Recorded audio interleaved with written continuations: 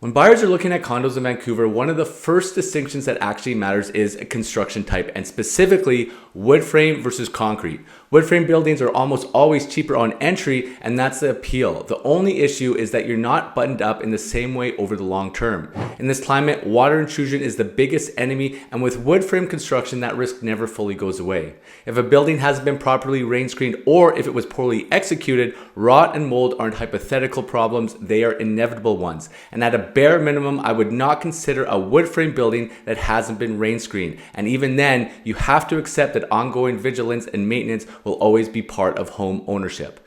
Concrete buildings eliminate a large portion of that risk. That's why personally, I've always bought concrete, specifically low-rise boutique concrete buildings in that 6 to 8 story range. Concrete gives you better soundproofing, better thermal efficiency for heating and cooling, and less exposure to envelope-related decay. That doesn't mean concrete is maintenance-free. Every building still has a parkade, and membranes can fail in any structure. The difference is, with concrete, you're dealing with fewer structural unknowns and far more predictable maintenance over time. One thing that often gets missed in the wood versus concrete debate is building age. Older wood frame buildings that were properly rain screened and have already gone through major remediation can sometimes be lower risk than newer wood frame buildings that haven't yet hit their first major envelope cycle. That risk window usually shows up 15 to 25 years in, and that's when special assessments tend to surface. Concrete buildings still have capital expenses, but that curve is flatter and easier to budget for, which matters if you're thinking long term. Building scale is the next major factor. I strongly prefer mid-rise boutique buildings over massive high-rises, and that comes down to livability, risk, and resale. In mid-rise concrete builds, you typically see higher owner occupancy, stronger strata councils, and better long-term care of the asset. People know each other, they attend meetings, and decisions are made with a longer time horizon. That directly impacts reserve funding and the likelihood of unpleasant surprises later. High rises introduce a different set of problems. From a resale and rental perspective, you're almost always competing against multiple identical units, and when you go to sell or rent, there will usually be several options available to a buyer or tenant at the same time, which limits pricing power. In many high rises, a large percentage of the building is rental, and while there's nothing inherently wrong with renters, higher turnover increases the chance of issues like water claims, more people, more usage, more things going wrong. That's why you often see very high water deductibles in large towers, and that risk ultimately lands on owners through higher strata fees and insurance costs.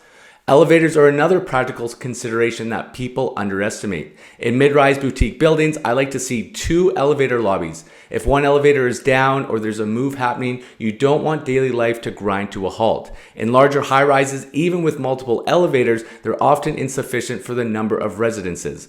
Living in a building with 20 plus stories and only 2 elevators is something you feel every single day, and it affects quality of life in ways that don't show up on a listing sheet.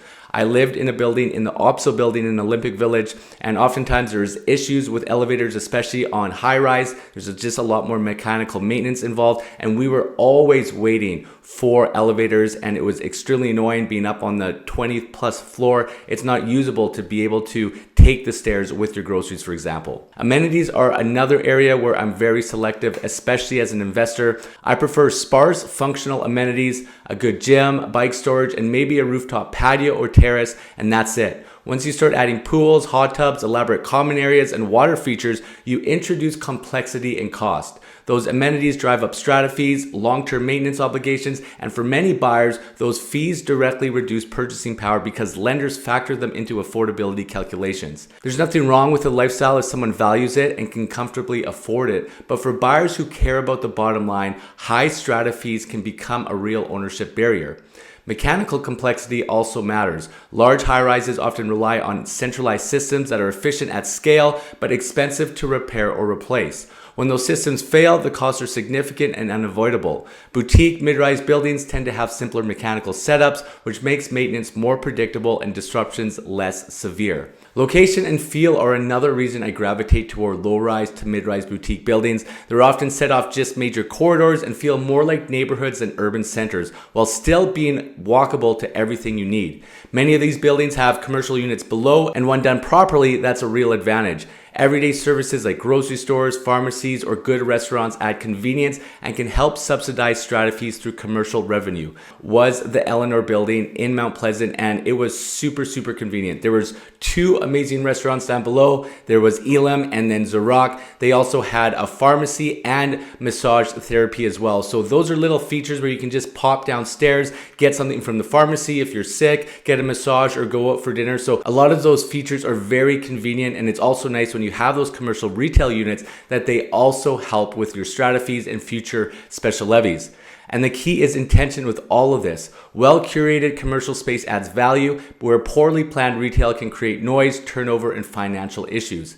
There's also a community element that's hard to replicate in large towers. In smaller buildings, people tend to know each other more, strata councils are more engaged, and you often see social events that create a real sense of connection. That sense of ownership and pride shows up in how the building is maintained over time. And again, it's all about your bottom dollar and the maintenance and the cost reduction by choosing a low-rise in comparison to a high-rise building.